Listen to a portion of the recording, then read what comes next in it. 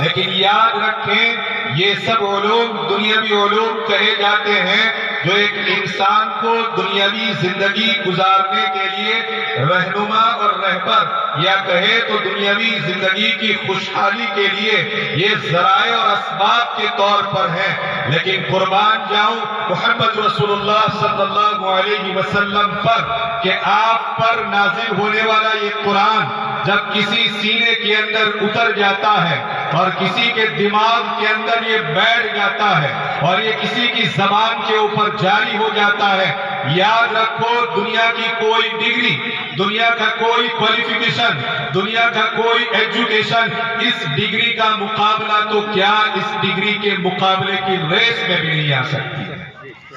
ہم کسی بھی قسم کے احساس کمتری میں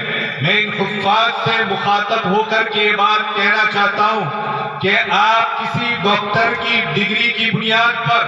آپ کسی انجینئر کی انجینئری کی بنیاد پر، آپ کسی سائنٹسٹ کی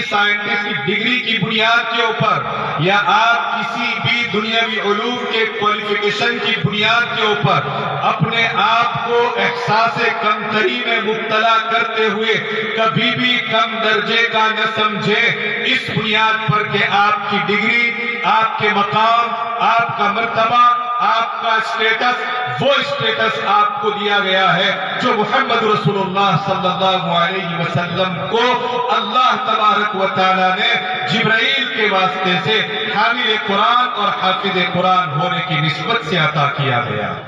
بھلا آج سے آپ کو ایک حامل قرآن کا سرٹیفکیٹ مل رہا ہے، آپ کو ایک حافظ قرآن کا سرٹیفکیٹ مل رہا ہے. جس کو حافظ قرآن کا سرٹیفکیٹ مل رہا ہو، جسے حافظ قرآن اور حامل قرآن کی سند مل رہی ہو، بھلا وہ دنیا کے تمام سرٹیفکیٹ میں، وہ دنیا کی تمام سندوں میں سب سے فائق سرٹیفکیٹ کی حیثیت رکھتی ہے اور سب سے بلند ترین سند اور مقام کی حیثیت رکھتی ہے. اس لیے میں آپ سے اور آپ کے واسطے سے ان تمام احباب تک یہ بات پہنچانا چاہتا ہوں کہ ہمارے یہ حفاظ کرام کا وہ مقام ہے، صرف سماجی مقام نہیں، معاشرتی مقام نہیں، ان کا یہ لیول صرف سوسائٹی کے اعتبار سے نہیں، ان کا اسٹیٹس صرف سوسائٹی اور سماج اور معاشرے کے اعتبار سے نہیں، بلکہ دنیا کے کسی بھی لیول کے اعتبار سے اور دنیا کی کسی بھی کیٹیگری کے اعتبار سے اور آخرت کے اعتبار سے دیکھا جائے تو ان کے اسٹیٹس کا کوئی مقابلہ کرنا چاہے تو نہیں کر سکتا.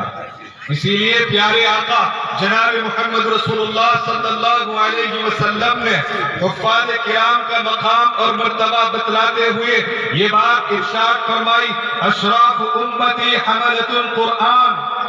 اشراف امتی حملۃ القرآن، میری امت کے شریف ترین لوگ، میری امت کے معزز ترین لوگ، میری امت کے سب سے زیادہ عزت دار لوگ، میری امت کے سب سے بڑے مقام اور مرتبے والے لوگ اور میری امت کے سب سے بڑے اسٹیٹس کے مالک اور حامل لوگ اس روئے زمین کے اوپر کوئی دیکھنا چاہے. میں نہیں کہتا ہوں، یہ محمد رسول اللہ صلی اللہ علیہ وسلم کی لسان مبارک سے نکلنے والے کلمات ہیں. دنیا کا کوئی مفکر کہے کہ یہ بات ہے، بہت امکان ہے کہ غلط ہو سکتا ہے. دنیا کا کوئی دانشور اپنی دانشوری کی بنیاد کے اوپر کوئی بات کہے کہ ایسا ہے ویسا ہے، اس میں تردد اور شک کی گنجائش ہے. لیکن محمد رسول اللہ صلی اللہ علیہ وسلم جن کے اوپر میرا اور آپ کا ایمان ہے اور ان کے اوپر ان سے عقیدت، ان کو صادق الامین، ان کو صادق الوعد الامین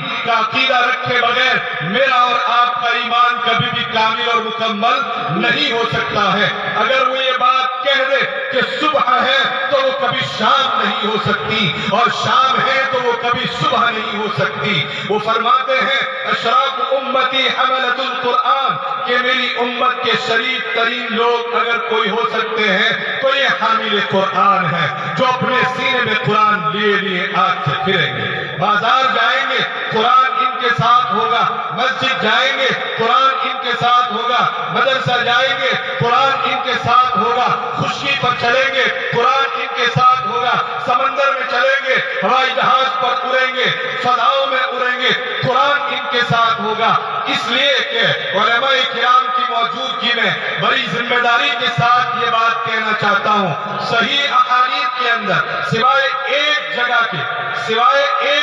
کے میں نے بہت تلاش کرنے کے باوجود بھی اس قید کے ساتھ میں یہ بات کہنا چاہتا ہوں، صحیح احادیث اور صحیح روایات میں سوائے ایک جگہ کے کہیں بھی ان کے لیے حافظ قرآن کا لفظ نہیں مل رہا ہے، اگر ملتا ہے تو ان کے لیے حامل القرآن یا حملۃ القرآن کے الفاظ ملتے ہیں۔ علماء کرام اس نقطے کو سمجھ سکتے ہیں کہ حامل کسے کہا جاتا ہے، حامل اسی کو کہا جاتا ہے جو قرآن کو اپنے سینے میں لے کر کے گھومے، جو قرآن کو اپنی زبان پر لے کر کے چلے، جو قرآن کو اپنے دماغ میں لے کر کے چلے، جو قرآن کو اپنے جسم کے اوپر لے کر کے چلے۔ حملۃ القرآن، حامل القرآن، پتہ نہیں نبی رحمت صلی اللہ علیہ وسلم کی زبان معجز سے کیسے کیسے کلمات ان حفاظ کے لیے استعمال ہوئے ہیں۔ آج یہ سینے میں قرآن لے کر کے یہاں سے روانہ ہوں گے، دنیا قرآن کو چیلنج کرے گی، اور یہ حفاظ کرام جنہوں نے اپنی چھوٹی چھوٹی اور ننھی اور پیاری پیاری زبان سے اس قرآن کے پتہ نہیں کتنے دور کیے ہوں گے، اور اس کو اٹھانے کے لیے کتنی مشقت اور کتنی محنت برداشت کی ہوگی، بے شک اس قرآن کو اپنے سینے میں سجانے کے لیے، دماغ کے دریچوں میں بٹھانے کے لیے مشقت اٹھانی پڑتی ہے، محنت کرنی پڑتی ہے، اس بنیاد پر کہ جب پہلی وحی نازل ہوئی تھی اس موقع کے اوپر جبرائیل امین نے نبی رحمت صلی اللہ علیہ وسلم کو جب پہلی وحی کا پہلا کلمہ سنانا چاہا تھا، آپ علیہ السلام فرماتے ہیں، بخاری شریف کی روایت ہے، مسلم شریف کی روایت ہے کہ جبرائیل نے مجھے دبوچا، اور اس قدر دبوچا حتی بلغ الجہد منی، یہاں تک کہ مکمل طور پر مجھے دبوچ کر کے رکھ دیا تھا، مجھے پسینہ آ گیا تھا۔ روایتوں میں آتا ہے آپ کے اوپر لرزہ طاری ہو گیا، بخار آپ کو چڑھ گیا، اور آپ کے اوپر سردی اور ٹھنڈ کے آثار ظاہر ہونے لگے، تبھی تو آپ علیہ السلام نے فرمایا تھا زملونی زملونی، اور اسی کو قرآن بنا کر کے رب تبارک و تعالیٰ نے اتارا، یا ایھا المزمل، یا